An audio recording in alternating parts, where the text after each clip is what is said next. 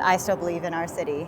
It really is a statement that I'm putting up with these guardians who are strong and resilient and hopeful in the face of these horrible attacks against our community.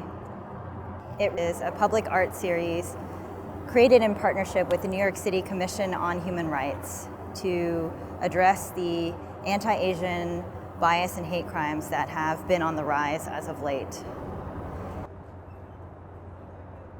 I'm Amanda Bihia. I'm a Brooklyn-based multidisciplinary artist, and my work makes the invisible visible.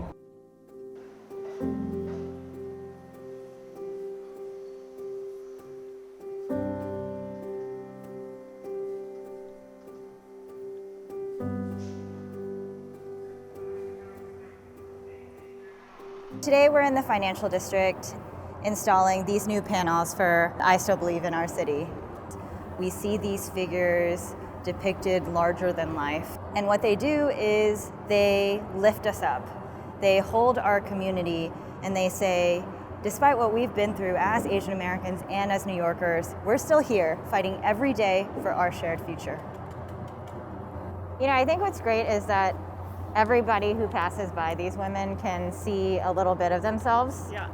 We all have stories from our youth of being subjected to various forms of Asian American racism. We've also seen in the past year kind of powerful movements like the Black Lives Matter movement, where we've been in solidarity and in coalition with different communities throughout the city to fight against anti-Black racism. Now we're talking about anti-Asian racism. New York City, because of its diversity, I think is a city where we want our different communities to be standing up for each other in solidarity. Physical attacks and verbal assaults against people of Asian descent around the world has increased during the COVID-19 pandemic. The United Nations, since its beginning, has fought against racism and racial discrimination, specifically with the Universal Declaration of Human Rights. And the United Nations Office for the High Commissioner for Human Rights is fighting against racism, discrimination, xenophobia, and fighting for minorities and indigenous peoples as well.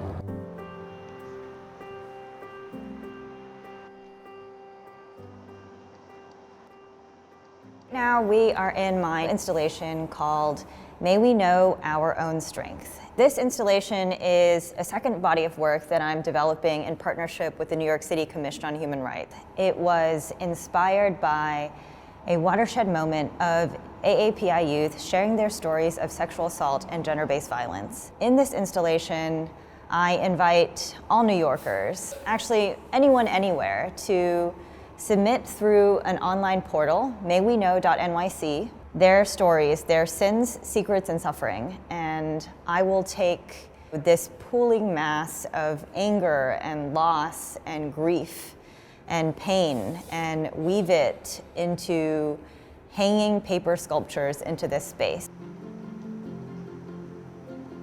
This is a message received yesterday. I am a survivor of sexual abuse. My older male cousin molested me when I was 12.